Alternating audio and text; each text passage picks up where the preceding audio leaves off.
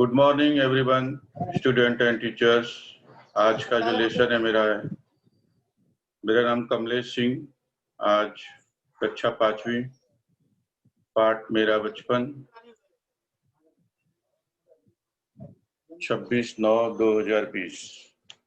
आज मैं आपको बच्चों कुछ हमारे फ्रीडम फाइटर्स का चित्र दिखा रहा हूँ, पिक्चर दिखा रहा हूँ।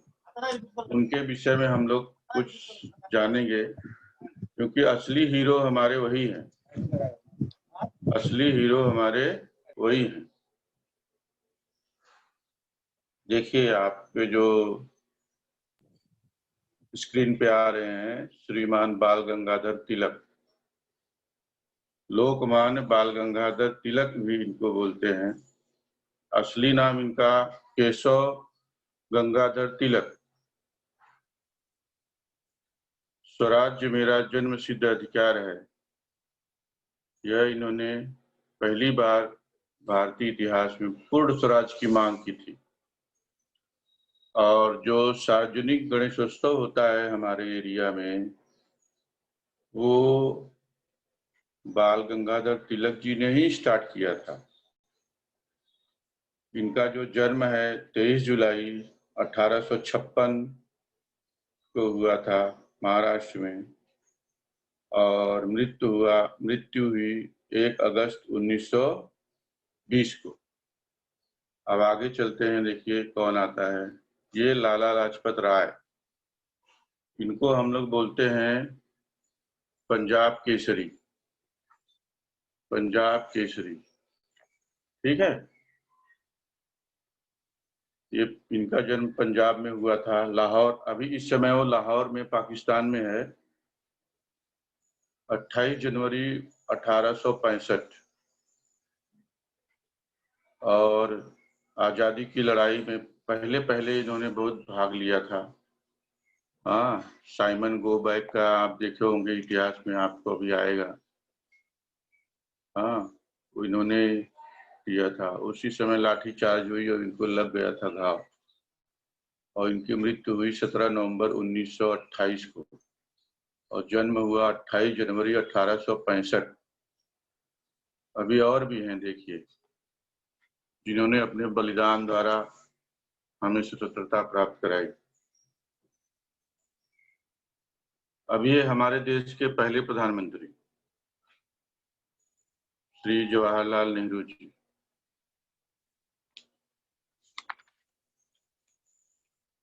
इनको जानते ही हो, हम लोग 14 नवंबर को हम लोग बाल दिवस मनाते हैं।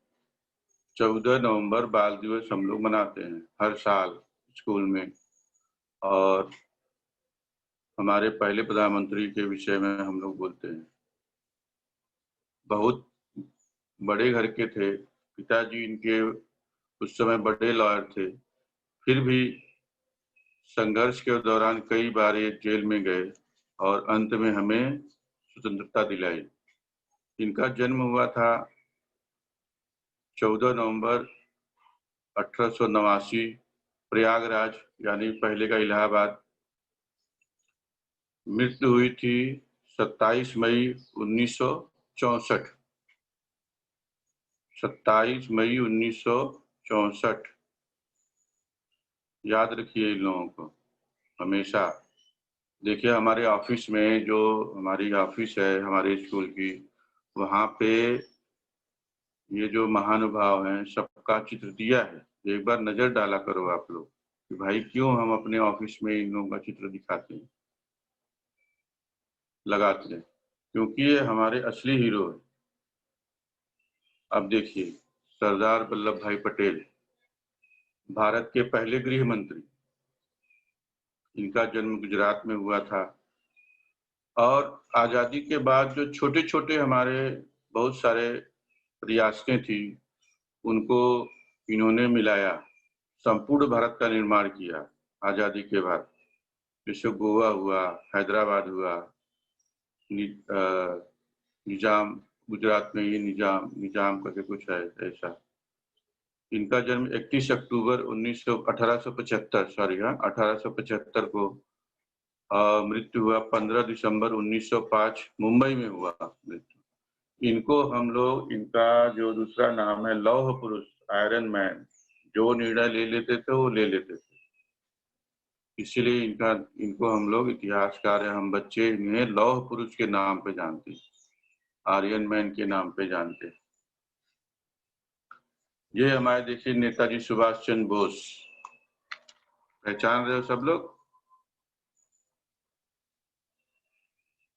इन्होंने आजाद हिंद फौज की स्थापना की थी, और जब हम गुलाम थे तो अंग्रेजों के से लड़े, और बहुत वर्मा जब हमारे देश में ही था तो वहां पे जीत हासिल की।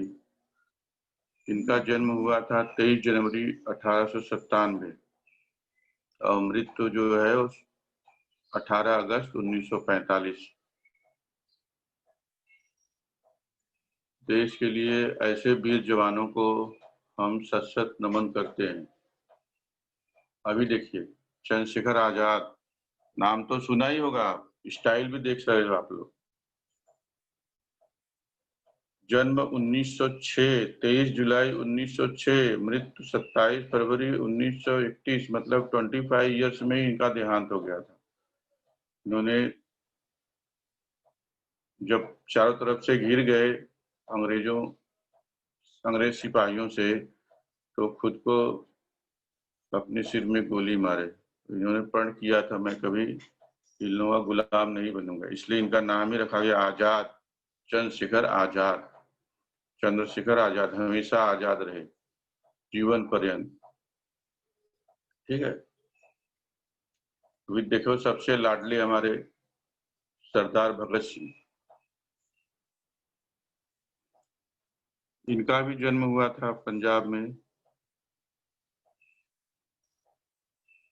23 सितंबर 1907 में, और 1931 में 24 साल, 23 मार्च 19, सिर्फ 24 साल की उम्र में इनको अंग्रेजों ने फांसी दे दिया। सोचिए जरा, इस तरह बलिदान देकर हम आजाद हुए हैं। ये लोग अपना अपना सर्वोच्च, परिवार से लेकर जान से लेकर सब न्यौछावर कर दिया देश के नाम पे, तब हमें आजादी मिली। ये देखिए सबके लाडले हमारे डॉक्टर साहब बाबा साहब अम्बेडकर, इन्हीं की लिखी हुई, अधिक परिश्रम द्वारा लिखी हुई किताब को हम संविधान बोलते हैं, जिससे हमारा देश चलता है। किसका क्या काम है, प्रधानमंत्री का क्या काम है, राष्ट्रपति जी महोदय का क्या काम है, मुख्यमंत्री का क्या काम है, हम लोगों का क्या काम है, सब इन्होंने एक बुक में लिख दिया हुआ है, लिखा हुआ है। ध्यान से देखिए, इनकी किताब हमारे लिए बहुत ही पवित्र किताब है, देशवासियों के लिए। ठीक है। अभी अब्दुल कलाम आजाद, प्यार से इनको हम लोग बोलते हैं मौलाना अब्दुल कलाम आजाद। अब 11 नवंबर 1888 में इनका जन्म हुआ, और कहाँ हुआ? अपने देश में नहीं हुआ, मक्का सऊदी अरबिया में हुआ था। और वहां इन्होंने खिलाफत आंदोलन किया, फिर हमारे गांधी जी से मिले और स्वतंत्रता आंदोलन में अपना सर्वोच्च न्यौछावर कर दिए, और बाद में ये शिक्षा मंत्री बने। आज जो 4 IITs है वो इन्हीं की देन है, जिसमें बड़े बड़े इंजीनियर निकलते हैं, जिनका विदेशों में बहुत मांग होता है। और इन्हीं की याद में हम लोग हर साल शिक्षण दिवस देखिए मनाते हैं 11 नवंबर को। ठीक है। अब सबसे प्यारे बापूजी हमारे मोहनदास करमचंद गांधी, जन्म 2 अक्टूबर, आपको पता है अभी आने वाला है, हम लोग गांधी जयंती मनाते हैं ना, वही 1869, 30 जनवरी 1948 को इनका देहांत हुआ था इनका। आज हम अपने बापूजी के विषय में ही पढ़ेंगे, इनका बचपन कैसा था। और पाठ का इसलिए नाम रखा है मेरा बचपन, मतलब बापूजी ने, अब बापूजी बता रहे हैं हम लोगों को मेरा बचपन कैसा था। बापूजी हमें सब बता रहे हैं कि मेरा बचपन कैसा था। वो कहानी अपने घर की बताएंगे बापूजी। ठीक है, तो आज वही हम लोग पाठ पढ़ेंगे बापूजी की, और आने वाले 2 अक्टूबर को हम लोग अपने घर पे इनको याद करेंगे। ठीक है, देखिए।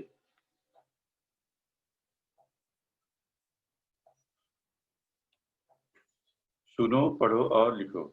मेरा बचपन। मेरे पिताजी, कुछ ऐसे शब्द हैं बच्चों, ध्यान से देखना।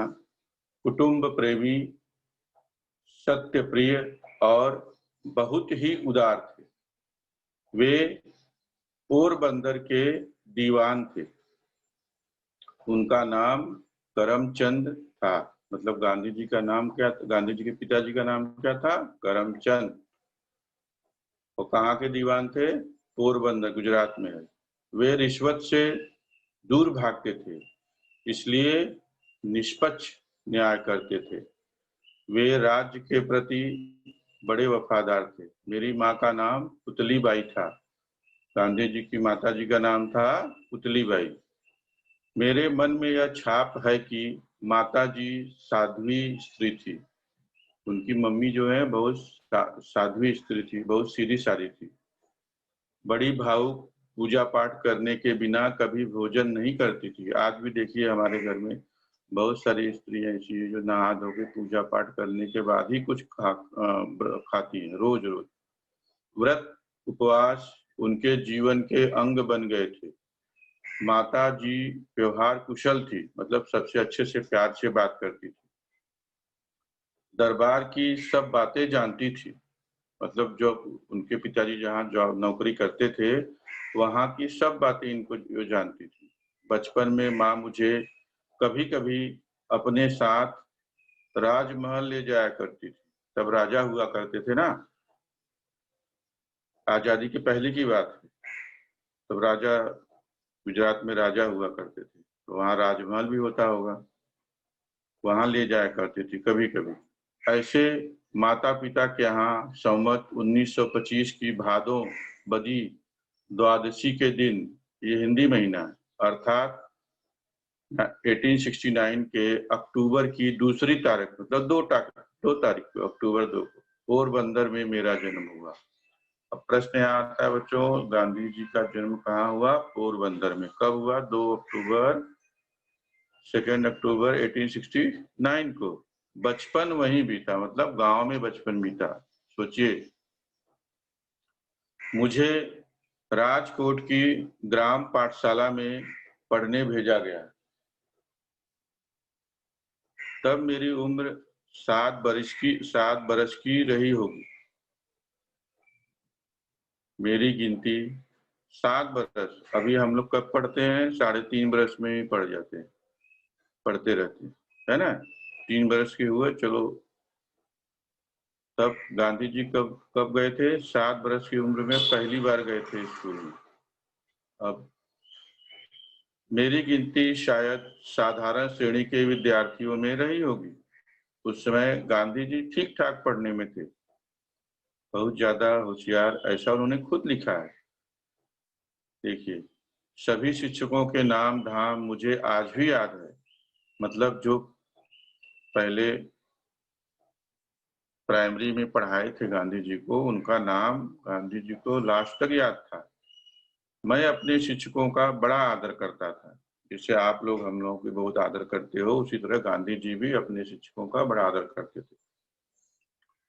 उनके प्रति मेरा आदर कभी घटा नहीं और वैसे का वैसे बना रहा। बड़ों के दोष न देखने का गुण मुझमें स्वाभाविक रूप से था। मैंने समझ रखा था कि बड़ों की आज्ञा का पालन करना चाहिए। मतलब जो हमारे बड़े बुजुर्ग बोलते हैं उसका हमको पालन करना चाहिए, है ना? कि जो वे कहें वह करना ही चाहिए। जैसे हमारे में कुछ गलत आदतें हो जाती हैं, अगर बड़े बुजुर्ग हमको कुछ बोलते हैं नहीं ऐसा नहीं करना चाहिए, तो हमें ध्यान देना चाहिए उस बात को। ठीक है? जो करें उसकी काजी मुझे नहीं करना चाहिए। मतलब उनसे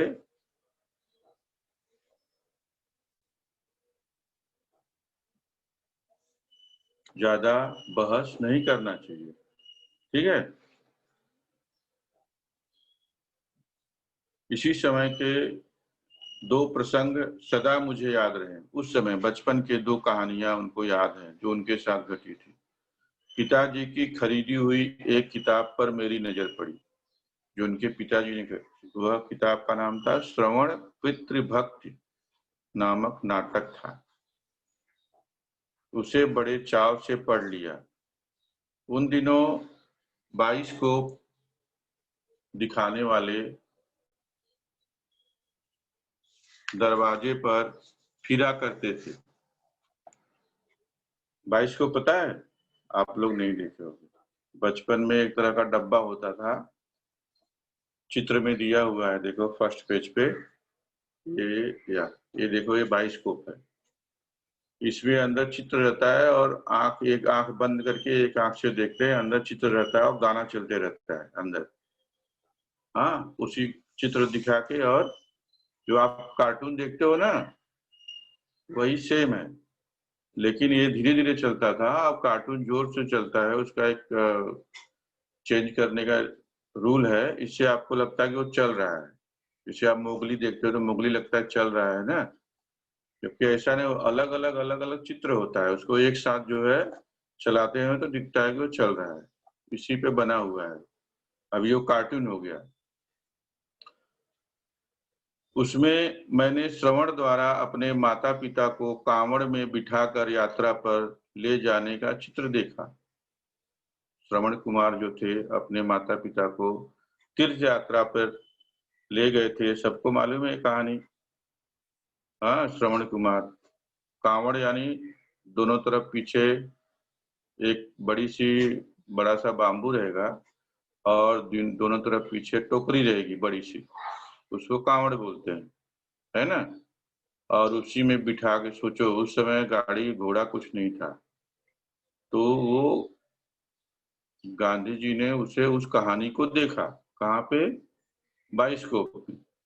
दोनों चीजों का मुझ पर गहरा प्रभाव पड़ा। किसका किसका? एक तो जो किताब थी, और बाइस्कोप में जो कहानी थी।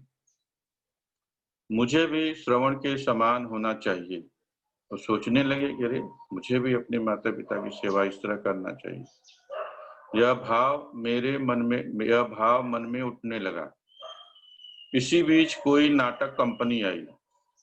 जैसे आजकल पिक्चर होता है ना, पहले के जमाने में नाटक कंपनी आती थी। कि पहले पिक्चर और थिएटर इतना नहीं था, न तो टीवी था, न तो मोबाइल था।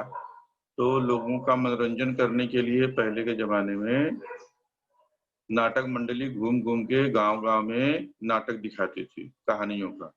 मुझे उसका नाटक देखने की इजाजत मिली। मतलब उनके घर वाले बोले कि जाओ भाई देख लो, क्योंकि रात को होता था, खतरा रहता था ना, इसलिए। उसमें हरिश्चंद्र की कथा थी। हरिश्चंद्र। यह नाटक देखने से मेरी तृप्ति नहीं होती थी। हरिश्चंद्र के सपने आया करते। हरिश्चंद्र जैसे सत्यवादी सब क्यों नहीं हो जाते, यह धुन लगी रहती थी। सोचिए, अच्छी अच्छी किताबें पढ़ने से, अच्छे अच्छे पिक्चर देखने से मन में वही धुन लगा रहेगा कि मैं भी ऐसा बनूं। मेरे मन में हरिश्चंद्र और श्रवण आज भी जीवित हैं, गांधी जी के मन में। मैं इनके आधार पर अपने आचरण पर सदैव ध्यान देने लगा। हमेशा ध्यान देने लगा। आचरण मतलब व्यवहार। हाँ, सदैव ध्यान देने लगा। मुझे याद नहीं है कि मैंने कभी किसी शिक्षक या लड़के से झूठ बोला हो। मतलब बचपन से ही गांधी जी सत्य बोलते थे, सोचिए। और सत्य पर टिके रहना, बड़ों का आदर करना। ध्यान दो इस बात पे बच्चों। सत्य पर टिके रहना, बड़ों का आदर करना, उनके प्रति सेवा भाव के साथ दीन दुखियों के दर्द को अपना समझना आज भी मेरे जीवन का मूल मंत्र बना हुआ है। गांधी जी के जीवन का मूल मंत्र क्या था? सत्य पर टिके रहना, बड़ों का आदर करना, उनके प्रति सेवा भाव के साथ ही साथ दीन दुखियों, मतलब गरीबों के दर्द को अपना दर्द समझना। ये नहीं कोई गरीब दिख रहा है तो उसको मुंह फेर के चले गए, ऐसा नहीं है। दीन दुखियों की दर्द को अपना समझना आज भी मेरे जीवन, गांधी जी के जीवन का, मेरे मतलब गांधी जी के जीवन का मूल मंत्र है। मैंने पढ़ा था कि खुली हवा में घूमना स्वास्थ्य की दृष्टि से उपयोगी होता है। खुली हवा में मतलब ग्राउंड में, गार्डन में घूमना खुली हवा में स्वास्थ्य के लिए उपयोगी होता है। आज देखो मॉर्निंग वॉक करते हैं सब लोग ना, वही मैंने सैर करने की आदत डाल ली। फिर गांधी जी ने पढ़ा था इसलिए वो रोज सुबह घूमते थे, है ना, गार्डन में सैर करते थे। इससे मेरे शरीर में कसाव आ गया। मतलब एक्सरसाइज जब आप करोगे तो बॉडी आपकी स्ट्रांग बनेगी, कसाव मतलब स्ट्रांग बनेगी, ठीक है। पढ़ाई में अक्षर अच्छे होने की जरूरत नहीं है। पता नहीं यह गलत विचार मेरे मन में कैसे बैठ गया। मतलब गांधी जी ऐसा सोचते थे कि पढ़ाई में अक्षर की क्या महत्व है। हाँ, लिखना तो समझ में आए उतना लिखो। यह गलत विचार उनके मन में बैठ गया था, अच्छे विचार नहीं, गलत। इस भूल की सजा आज भी मेरे मन को मिल रही है। दूसरों के मोती जैसे अक्षर देखकर मैं अपनी लिखावट पर बहुत पछताता हूँ। तो बच्चों अभी क्या करेंगे आप, क्लास एंड होने के बाद अब एक पे पृष्ठ नकल इसी पाठ का, सिर्फ एक पृष्ठ आप लिखकर व्हाट्सएप पे आप ग्रुप में भेजिए। अब हम लोग चेक करेंगे कि कितना अच्छा आपका राइटिंग है, लिखते हो आप, एकदम सुंदर सुंदर लिख के भेजिए। बाद में मैंने अपनी लिखावट सुधारने का प्रयत्न किया, किंतु तब तक बहुत देर हो चुकी थी। जैसे अभी आप 5वीं में हो, अभी 5वीं से ट्राई करोगे तो एकदम मस्त राइटिंग आपकी बनने लगेगी बात तक। लेकिन जब 9th-10th में आप जाओगे तो सिलेबस बड़ा हो जाता है और फिर जो राइटिंग होती है जो रहती है वैसी ही रहती है आपकी राइटिंग। बचपन में मुझे खेलों में रुचि नहीं थी। मतलब गांधी जी खेलते उलते नहीं थे, उनको इंटरेस्ट ही नहीं था। हमारे विद्यालय में ऊपर की कक्षा के विद्यार्थियों के लिए व्यायाम और क्रिकेट को अनिवार्य कर दिया गया था। मतलब 9वीं 10वीं 7वीं 8वीं वालों को व्यायाम करना, कसरत करना, एक्सरसाइज करना अनिवार्य। रोज जाके हमारे यहाँ पीरियड होता है ना, 1 पीरियड 2 पीरियड डेली एक्सरसाइज का। सर जी आते हैं हमको पढ़ाते, देखो नीचे ले जाते हैं कबड्डी, खो खो, लंगड़ी खेलने के लिए, और छोटे बच्चों को बोलते हैं बॉल देते हैं खेलने के लिए। तो वैसे उस समय भी था। मेरा मन इनमें नहीं लगता था, गांधी जी का मन खेलने में नहीं लगता था। अब मुझे यह लगता है कि खेल और व्यायाम के प्रति मेरी यह अरुचि गलत थी। गांधी जी बोल रहे हैं भाई ये जो मेरी अरुचि थी खेल के भावने में, तो खेल के प्रति वो गलत थी, क्योंकि हमको खेलना चाहिए एटलीस्ट 1 घंटा या 1.5 घंटा हमको डेली खेलना चाहिए। अभी फिलहाल कोरोना है तो आप मत जाया करो, लेकिन जब कोरोना खत्म हो जाएगा तो डेली 1 घंटा 1.5 घंटा खेलो, वो भी ग्राउंड में खेलो, हमेशा मोबाइल पे नहीं रहना। पढ़ने के साथ खेल एवं व्यायाम करना बहुत जरूरी है। सिर्फ किताब को पढ़ना और अगर आप व्यायाम नहीं करोगे तो शरीर जो है हमेशा कुछ न कुछ उसमें प्रॉब्लम होती रहेगी। और पढ़ो भी और कसरत भी करो तो आपकी बॉडी भी अच्छी रहेगी और पढ़ाई में भी आप होशियार हो। बाद में समझ में आया कि विद्याभ्यास में व्यायाम अर्थात शारीरिक शिक्षा को मानसिक शिक्षा के बराबर ही स्थान होना चाहिए। इसीलिए देखो हमारी सरकार ने फिजिकल एजुकेशन, सर हमारे हैं फिजिकल एजुकेशन के, और रोज एक पीरियड रहता है हमको खेलने के लिए, है ना, डेली। और रिसर्च में भी हम लोग खेलते हैं, बच्चे खेलते हैं। कुछ गलत मित्रों की सोहबत से मुझे कश खींचने का शौक हो गया था। सुनो भाई, कश मतलब तो आप समझ रहे हो, ज्यादा डिटेल में जाने की जरूरत नहीं है, गलत मित्र थे। इसलिए मित्र भी अच्छे बनाओ सब लोग, जो ज्यादा पढ़े लिखे हों, आपको पढ़ाई के विषय में बताए, है ना, खेलने वाले हो अच्छा, उनसे आप सीखोगे।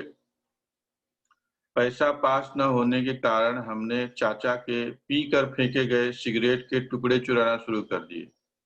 ध्यान से देखिए, उनके चाचा जी सिगरेट पीते थे तो पैसे तो रहते नहीं थे, तो चुरा चुरा के खर्च करते थे गांधी। कुछ समय बाद अपनी गलती का एहसास हो गया, लेकिन गलती का एहसास हो गया और सिगरेट पीने की आदत भी जाती रही। फिर सिगरेट पीना उन्होंने बंद कर दिया गांधी जी। बड़े होने पर मुझे कभी सिगरेट पीने की इच्छा ही नहीं हुई। तो गांधी जी बड़े भी हो गए, फिर भी सिगरेट और सब जो भी है नशा नहीं करते थे। मेरी यह सदैव धारणा रही कि किसी भी नशे की आदत जंगली, गंदी और हानिकारक है। जंगली, गंदी और हानिकारक है। सिगरेट, बीड़ी का इतना जबरदस्त शौक दुनिया में क्यों है, इसे मैं कभी समझ नहीं सका। मतलब गांधी जी अपना दर्द बयान कर रहे हैं, सिगरेट, बीड़ी, हाँ, क्यों इतना सब लोग पीते हैं। प्रत्येक बाल, युवा, प्रौढ़ को किसी भी नशे से बचना चाहिए। मतलब सभी लोगों को, चाहे बच्चे हों, चाहे जवान हो और चाहे अधिक उम्र वाले हों, नशे से बचना चाहिए। किससे बचना चाहिए बच्चों? नशा हमको नहीं करना चाहिए, नशा हमको नहीं करना चाहिए, ठीक है ना। अभी आप देखिए, इस पाठ में जो क्वेश्चन आंसर आए हैं मैं आपको बता रहा हूं, ठीक है ना। पहला, अगर ध्यान से आप पाठ को सुने होंगे तो इसका उत्तर आपको आ जाएगा। कोष्टक में से शब्द चुनकर रिक्त स्थानों की पूर्ति करो। पहला शब्द क्या है? साधारण। बड़ों, अलग अलग शब्द है, हाँ। इजाजत, राजमहल, सैर, गलत, ठीक है। बचपन में माँ मुझे कभी कभी अपने डैश ले जाया करती थी। कहाँ ले जाया करती थी बच्चों? राजमहल ले जाया करती थी। उत्तर आएगा राजमहल ले जाया करती थी, ठीक है। तो इसका भरेंगे तो क्या आएगा? बचपन में माँ मुझे कभी कभी अपने साथ राजमहल ले जाया करती थी। दूसरा आ है, मेरी गिनती शायद डैश श्रेणी के विद्यार्थियों में रही होगी। साधारण। उत्तर क्या आएगा? साधारण। पहले पेज पे मैंने पढ़ाया था ना आपको, साधारण श्रेणी के विद्यार्थियों में रही होगी। उत्तर इसका आएगा, मेरी गिनती शायद साधारण श्रेणी के विद्यार्थियों में रही होगी। मैंने समझ रखा था कि डैश की आज्ञा का पालन करना चाहिए। बड़ों की आज्ञा का, तो जी आप जानते हो, बड़ों की आज्ञा का पालन करना चाहिए।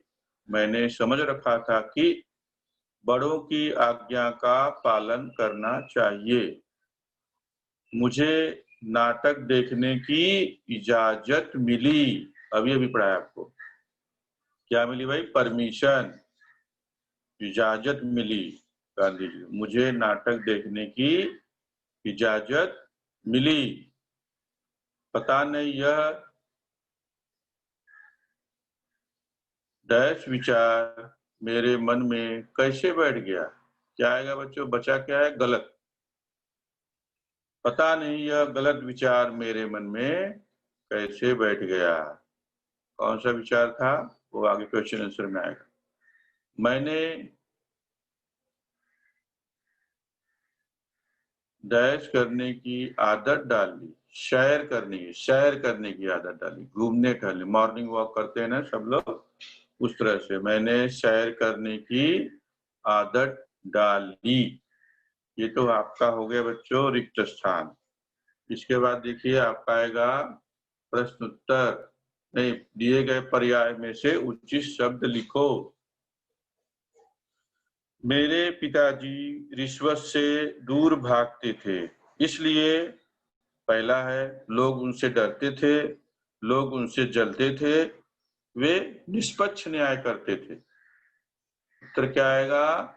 मेरे पिताजी रिश्वत से दूर भागते थे, इसलिए वे निष्पक्ष न्याय करते थे। मतलब जो सत्य है वही करते थे, करते थे, है ना? किसी का पक्ष नहीं लेते थे, निष्पक्ष न्याय करते थे। दूसरा, मेरे मन पर यह छाप है कि माताजी विदुषी स्त्री थी, सामाजिक स्त्री थी, साध्वी स्त्री थी। तो उत्तर आएगा बच्चों साध्वी स्त्री थी। मेरे मन में यह छाप है कि माताजी साध्वी स्त्री थी। उन दिनों बाइस्कोप दिखाने वाले गांधी जी के चित्र दिखाया करते थे, दरवाजे पर फिरा करते थे, दर्शकों से डरा करते थे। तो गांधी जी उस समय तो छोटे थे, तो पहला तो नहीं आएगा। हाँ, तो बचपन की बात कर रहे हैं, है ना? तो आएगा दरवाजे पर फिरा करते थे। उन दिनों बाइस्कोप दिखाने वाले दरवाजे पर फिरा करते थे। तो घूम घूम के गांव-गांव में बाइस्कोप दिखाने वाले घंटी बजा के बाइस्कोप दिखाते थे। उत्तर वही आएगा, उन दिनों बाइस्कोप दिखाने वाले दरवाजे पर फिरा करते थे।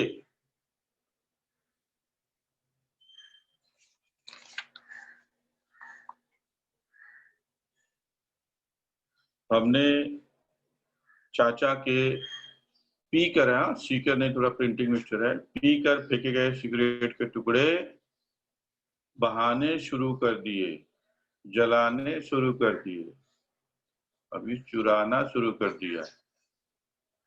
अभी होगा इसका क्या? देखो, बहाने शुरू कर दिए तो होगा नहीं, जलाने शुरू कर दिया है तो होगा नहीं, क्योंकि जलाएंगे तो पकड़ लिए जाएंगे। चुराना शुरू कर दिए, हमने चाचा जी के पीकर फेंके गए सिगरेट के टुकड़े चुराना शुरू कर दिए। ये हुआ बच्चों आपका पर्याय चुनकर लिखो, जो एग्जाम में आ सकता है। अभी थर्ड क्वेश्चन है, इसमें सत्य असत्य लिखो, है ना? पहला है गांधी जी की माँ दरबार की सब बातें जानती थी। तो सत्य है, किताब में लिखा है। गांधी जी को बचपन में पोरबंदर की ग्राम पाठशाला में भेजा गया, ये गलत है। दूसरा है गांधी जी को बचपन में सैर करने की आदत थी, आप सैर करने की आदत थी, सही है, ये सत्य है। कुछ गलत मित्रों की सोहबत से गांधी जी को कश खींचने का शौक हो गया, ये सही है, गांधी जी ने लिखा है, ठीक है ना? बापूजी ने अपने जो मेरा बचपन है उसमें लिखा है। अभी देखिए प्रश्न उत्तर, एक एक वाक्य में उत्तर देना है, छोटे छोटे उत्तर हैं, ध्यान से पढ़ोगे तो पता चलेगा। निम्नलिखित प्रश्नों के उत्तर एक एक वाक्य में लिखो। मोहनदास करमचंद गांधी का जन्म कब और कहाँ हुआ था? पहला प्रश्न, मोहनदास करमचंद गांधी का जन्म 2 अक्टूबर 1869 में पोरबंदर में हुआ था। 2 अक्टूबर 1869 में पोरबंदर में हुआ था। दूसरा, बचपन में गांधी जी के जीवन पर किन किन बातों का प्रभाव पड़ा? उत्तर, फिर से एक बार प्रश्न पढ़ता हूं। बचपन में गांधी जी के जीवन पर किन किन बातों का प्रभाव पड़ा? बचपन में, उत्तर, बचपन में गांधी जी के जीवन पर पितृभक्ति नाटक की पुस्तक और बाइस्कोप में देखे श्रवण अपने माता पिता को कांवड़ में बिठाकर यात्रा पर ले जाने वाले चित्र का प्रभाव पड़ा। एक तो किताब जो थी उसका प्रभाव पड़ा और एक तो जो वो बाइस्कोप में श्रवण कुमार जो अपने माता पिता को कांवड़ में बिठा के ले जाए उस चित्र का प्रभाव पड़ा। गांधी जी के जीवन का मूल मंत्र क्या था? ये बहुत ध्यान से आप लोग देखिए। गांधी जी के जीवन का मूल मंत्र सत्य पर टिके रहना, बड़ों का आदर करना, सेवा भावना और दीन दुखियों के दर्द को अपना समझना। सत्य पर टिके रहना, बड़ों का आदर करना, सेवा भावना मतलब दूसरों की मदद करना और दीन दुखियों के दर्द को अपना समझना था गांधी जी के जीवन का मूल मंत्र। चौथा, गांधी जी ने पढ़ने के साथ खेल और व्यायाम को क्यों जरूरी बताया? मतलब खेल भी होना चाहिए और पढ़ना भी होना चाहिए, या तो सिर्फ खेल या तो सिर्फ पढ़ना नहीं। ये ध्यान से देखो, आपको बहुत काम आएगा। गांधी जी ने सिर्फ याद करने के लिए नहीं है, याद करो क्वेश्चन लिख दो, ये अपने जीवन में उतार सकते हो आप लोग। इससे आपको बहुत फायदा हो कि अभी आप 5वीं में पढ़ रहे हो, बच्चे हो, अभी से ये सब आदत डालोगे तो अच्छा होगा। गांधी जी ने पढ़ने के साथ खेल और व्यायाम को जरूरी बताया है क्योंकि पढ़ाई से जहाँ विद्यार्थियों का विकास होता है वहीं खेल और व्यायाम से उनका शारीरिक गठन अच्छा होता है, मानसिक विकास होता है, वहाँ होना चाहिए। ठीक है, मानसिक विकास होता है, मतलब हमारी पढ़ेंगे तो हमारी बुद्धि और अच्छी हो जाएगी, हम पढ़ने में होशियार हो जाएंगे। लेकिन व्यायाम से शारीरिक गठन भी अच्छा होता है, तब आप बीमार नहीं होंगे। सोचिए, आप बहुत मेहनत किए हो पढ़ाई में और परीक्षा आते समय आप बीमार हो जाओ तो परीक्षा में आप बैठ नहीं पाओगे ना। इसलिए शरीर, पढ़ाई के साथ साथ व्यायाम और खेल भी अच्छा है। नशे के बारे में गांधी जी की सदैव कौन सी धारणा रही? नशे के बारे में गांधी जी की सदैव धारणा रही कि किसी भी तरह की नशे की आदत जंगली, ध्यान दो, जंगली, गंदी और हानिकारक होती है। इसलिए बच्चों याद रखो, कभी भी कोई नशा जिंदगी में मत करो, और जो आपके अगल बगल रहते हैं नशा करते हैं तो उनको टोक दो, भाई आप मेरे साथ ये सब मेरे सामने मत करो। ठीक है, अभी देखिए आपको 5वां प्रश्न थोड़ा ग्रामर में ले लेता हूँ, है ना। मोटे टाइप वाले वचन परिवर्तित शब्द हैं। मैं अपने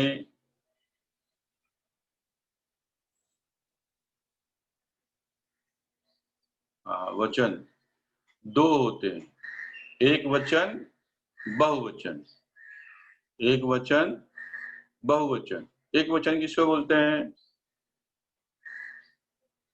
शब्द के जिस रूप से एक संख्या का बोध होता है उसे एक वचन कहते हैं। मतलब जब हम बोलते हैं सिर्फ हमें ऐसा माइंड में लगना चाहिए कि ये तो एक ही है, ये दो तीन चीज नहीं है, एक से ज्यादा नहीं है, तो उसे एक वचन कहते हैं।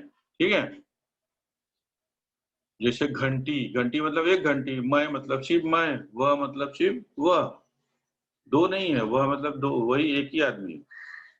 बहुवचन, शब्द के जिस रूप से एक से अधिक संख्या का बोध होता है उसे बहुवचन कहते हैं। जैसे घंटियां, है ना, बहुत सारी घंटियां, बहुवचन हो गया। वे, वे तो वे, हम मतलब बहुत सारे लोग। है ना, हम खेलने जा रहे थे, वह खेलने गया है, वह मतलब अकेला खेलने गया है। हम खेलने जाएंगे मतलब हम बहुत सारे दोस्त हैं खेलने जाएंगे। अभी देखो, तो कुछ शब्द वाक्य हैं, इनको हम लोग कैसे बदल सकते हैं। मैं अपने शिक्षक का बड़ा आदर करता था। मैं की जगह पे क्या आ जाएगा, हम। मैं मतलब मैं अकेला, है ना, वचन चेंज हो गया ना। हम अपने शिक्षक का बड़ा आदर करते थे।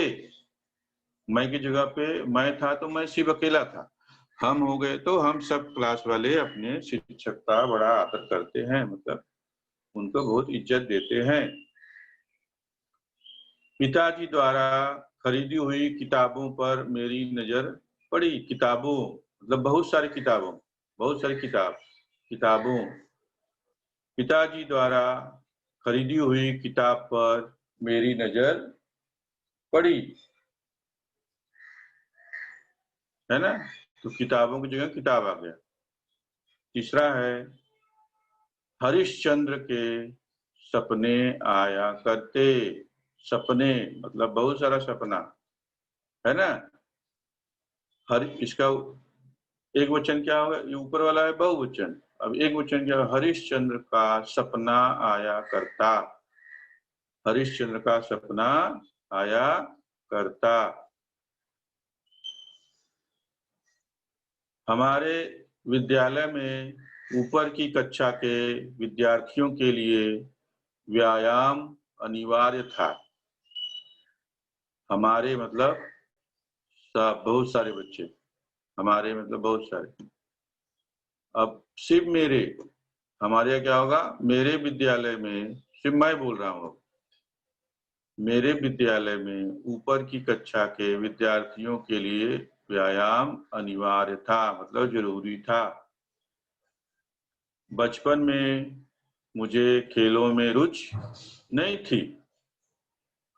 बचपन में हमें, मुझे की जगह हमें, खेलों में रुचि नहीं थी। अब ये हुआ बच्चों वचन परिवर्तन, मतलब एक वचन का बहुवचन, बहुवचन का एक वचन। अधिकतर आपको पहचानने के लिए नहीं आता है, सिर्फ चेंज करने के लिए आता है। तो अगर बहुवचन रहे तो एक वचन किया करो, एक वचन का वाक्य रहे तो इसको बहुवचन कर दिया करो।